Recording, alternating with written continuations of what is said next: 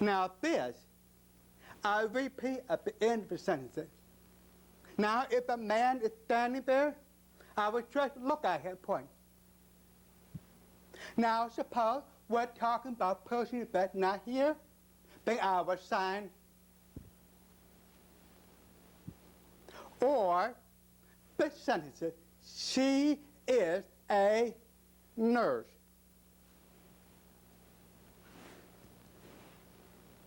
Or the third example, I am mad. So it's not, I don't have to sign the I, but it's optional. Now, the third thing about American Sign Language principle is what we call pronoun. Pronoun can be signed before or after the noun. The pronoun can be like the English word be. Be. In signed English, we sign be, fee. But in ASL, we don't use that. For example, the girl knows me. Or, mother likes the flowers.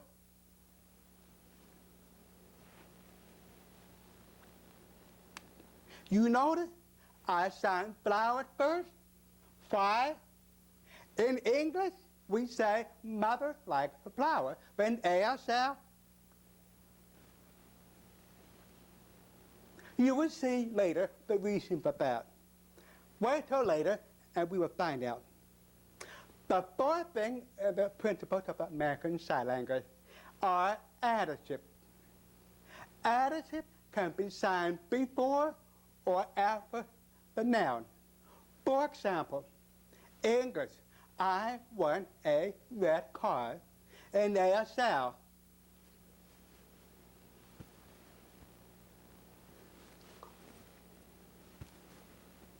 you can say red car or car red. It doesn't matter. Or she has a pretty dress.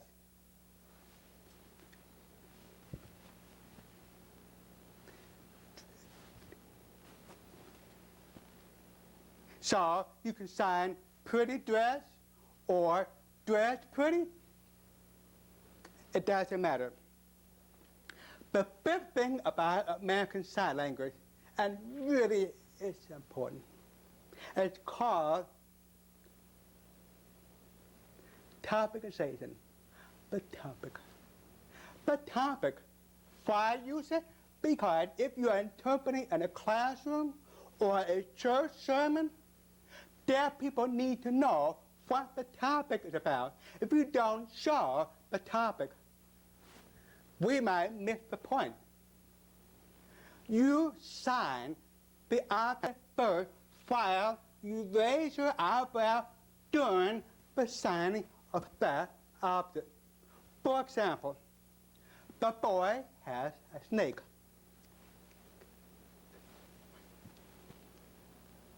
You notice when I sign snake, my eyebrow raised up. But when I sign boy, my head nodding, boy. So the topic. Or I like cold milk.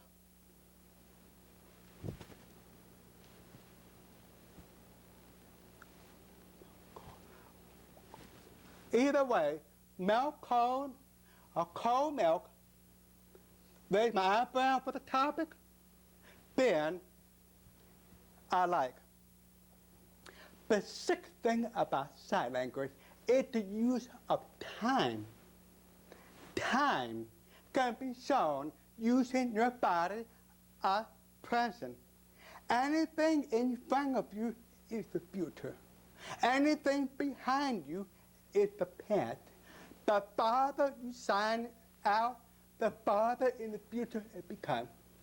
The farther you sign in the back, the farther in the past. That will become more clear later on. For example, I am cooking. I sign cook. right here mean present. Or maybe I say, I will cook in the future, or I cooked before. So that's a timeline, past, present, and future. When you start to talk with a dead person in a dialogue or storytelling, the time is established in the first sentences. And then all sentences afterward is signed like present tense. Sometimes it sounds strange. Maybe you are listening to an interpreter and you see the dead person signing, but the signs are like present tense. But the interpreter is talking in the past or in the future, because the interpreter really pays attention to the first sentence that established time. For example, I went to Milwaukee. I visited my mother. I had a good time. So the first sentence. Then I visited my mother. I don't sign, I visited, finished my mother. No, because time, I went to Milwaukee, finished. First sentence established the past. Then the third sentence, I had a good time. Or another example, tomorrow we will study deaf culture, and you will learn about rules of behavior. Even though the second sentence has the word will, I don't sign will. Why? First sentence, tomorrow, that established future, so the second sentence is signed, you will learn rules about behavior. That's signed present tense, but translated as future. Okay, let's go on. ASL makes use of space, really save time. For example, my, your, his, hers, our, their. So the open palm represents possession. My, your, yours. If a man standing there, his. If a woman standing there, hers. And yours.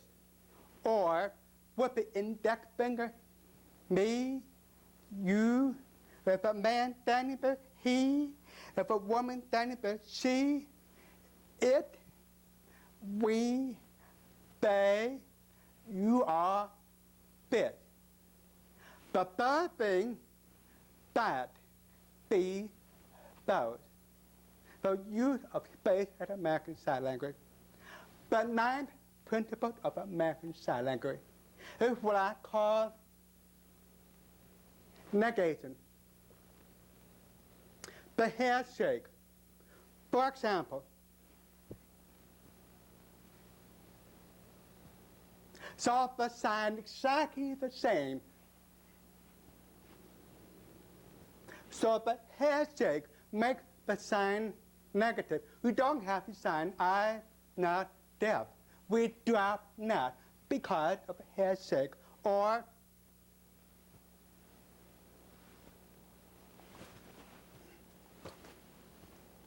so the head shake take care of the negative statement.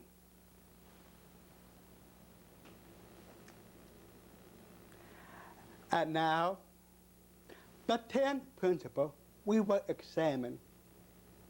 10 principles, we still have about 29 more to go. Let's talk about yes, no question. Yes, no, how? I'm going to sign a statement, then the question. Watch this one.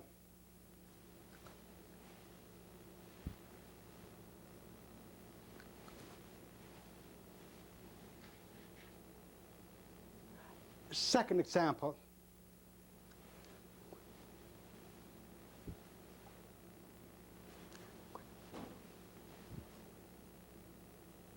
You notice the difference? How? Fourth thing. First, raise your eyebrows. Second, move head and shoulder forward.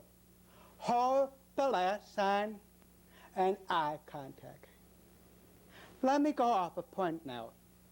If you wear glasses, be careful about blocking your eyebrows.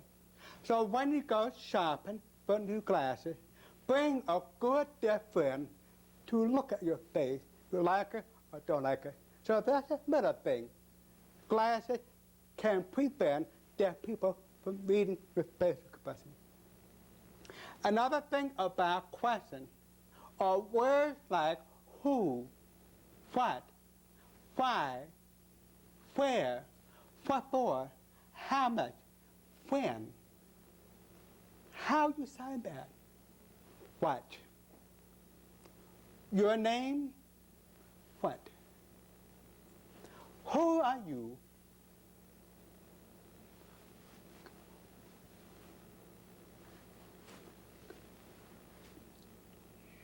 You notice how you squeeze your eyebrows, you move your hand forward and have eye contact.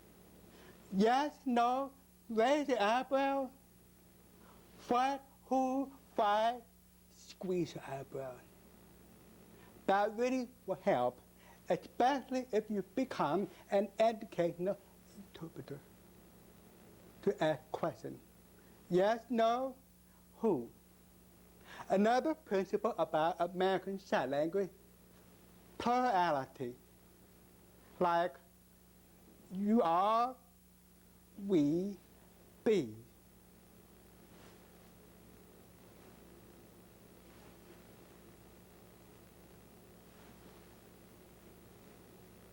How?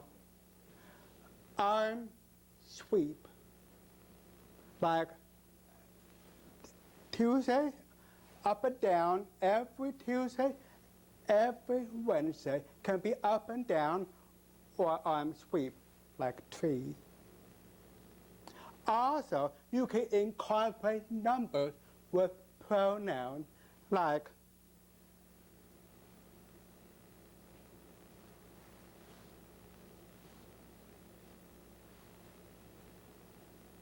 you notice when I sign we, I move in a circle to include myself. When I sign you, I move side by side, including me. You boy, we boy. Another principle about American Sign Language, a verb can be changed into a pronoun. For example,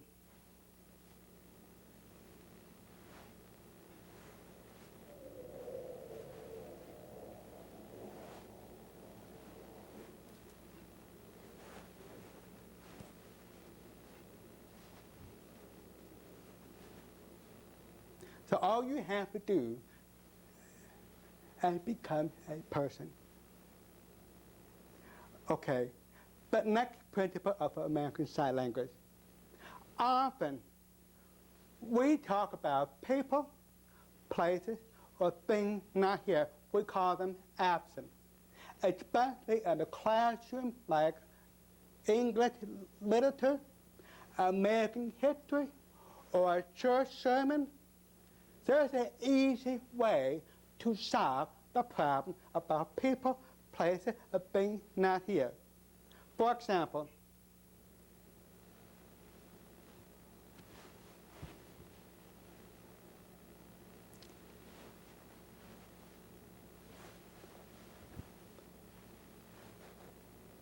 so what do I do? First, I establish woman. Then I point. Then I identify. Then my second sentence. So you know from visual memory, it's a woman and the teacher. So I point at teacher sign language.